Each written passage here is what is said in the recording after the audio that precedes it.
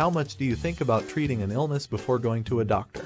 You might not even think much about it, do you? In modern times, the recent advancement in technology and innovations have made medical treatment simple. It is now much simpler for doctors to identify the underlying cause of illness and treat it promptly by prescribing proper medicines or operating on the patient.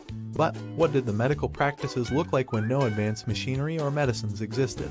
How did ancient medical practitioners treat patients? Continue watching this video to learn some past disturbing and horrible medical practices. We bet this video will change your opinion that old is gold. Hello guys, and welcome to Detory. We are back with another informative video for you all. And in today's video, we will talk about some of the wildly popular medical practices of ancient times. So, let's begin. Number 1. Bloodletting.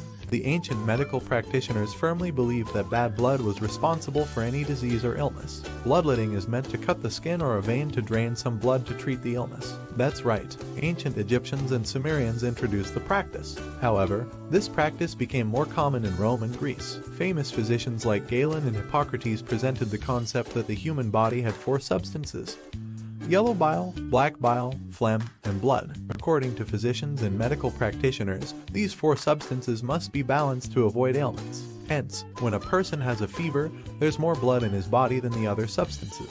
Consequently, the doctor would cut the body to let go of some of the blood. Sometimes, the practitioners even placed leeches on the sick person to suck the blood from his body. The process made the patient weaker and increased the chances of his death due to excessive blood loss. Bloodletting was common until medieval times for every ailment, from fever to plague. But, do you know what was more interesting? Some barbers offered bloodletting. Imagine a medical practice offered by a barber alongside shaving and haircut. However, with time this practice was stopped.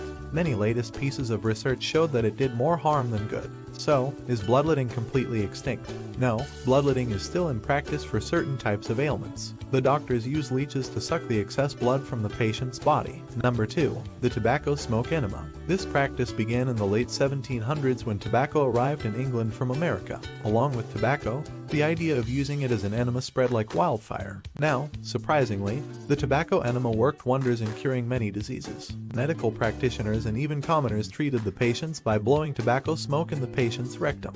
This sounds bizarre, but back in the 1700s and 1800s, it was the most widely used technique to treat the people who drowned in River Thames. The logic behind tobacco enema is that it warms the body from the inside and helps stimulate proper breathing and respiration. You might think we are making this up, but in 1746, a paper was published in The Lancet. It shared an incident of how a lady was brought back to life with a tobacco enema after drowning in the river. When the woman was pulled from the water, she was dead. A sailor passed by and told the husband to use his pipe and insert its stem into the lady's rectum. He then instructed the husband to cover the bowl with paper and blow.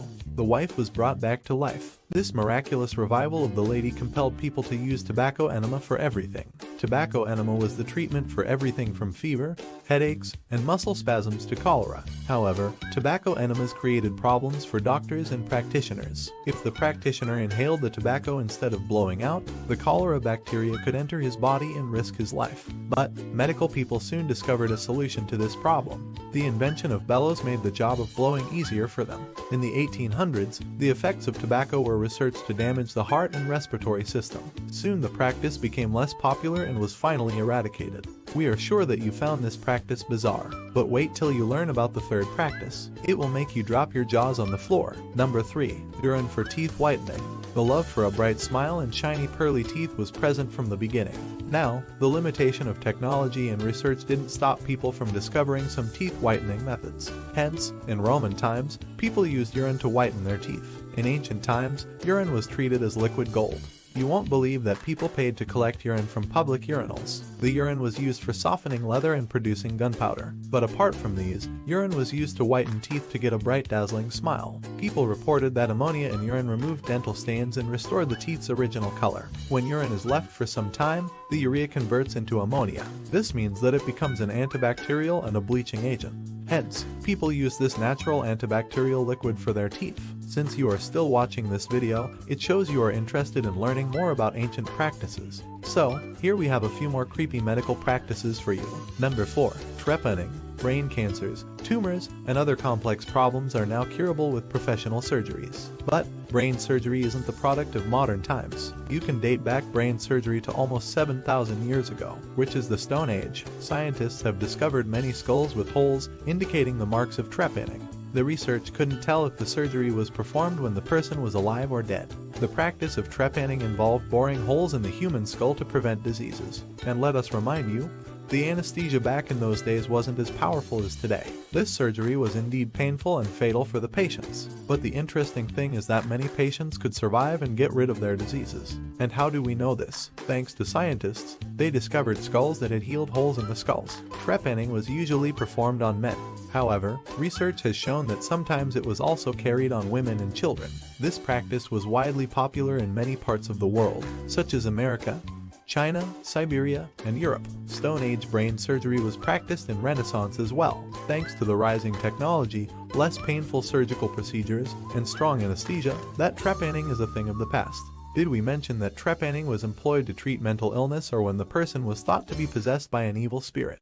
Number 5. Using animal bile to treat certain ailments. In China, python bile was used to treat genital ulcers. The practitioners would apply the bile over the ulcers to treat them. Another use of animal bile was for getting a fresh breath.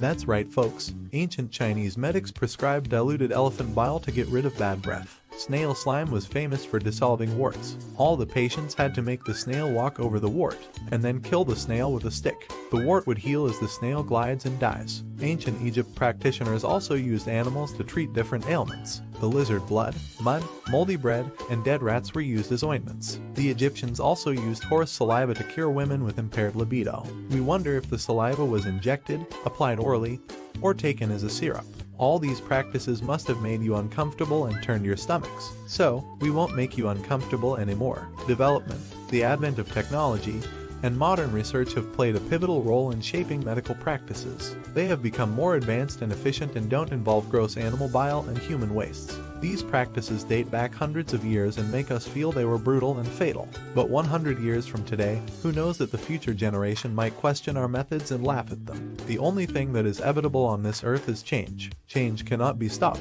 With increasing technology, the world will keep changing towards betterment and provide more comfort to people. Do you have chills watching the entire video? Well, we hope you enjoyed watching today's video and we're grateful not to be born in the Stone Age or medieval era. Which medical practice from today's list did you find most horrible and gruesome? Let us know in the comments below. To enjoy more informative content, please click on the thumbs up button, subscribe to our channel, and don't forget to hit the bell icon to turn on the notifications whenever we post a new video. We will see you next time with another informative video. Till then, take care.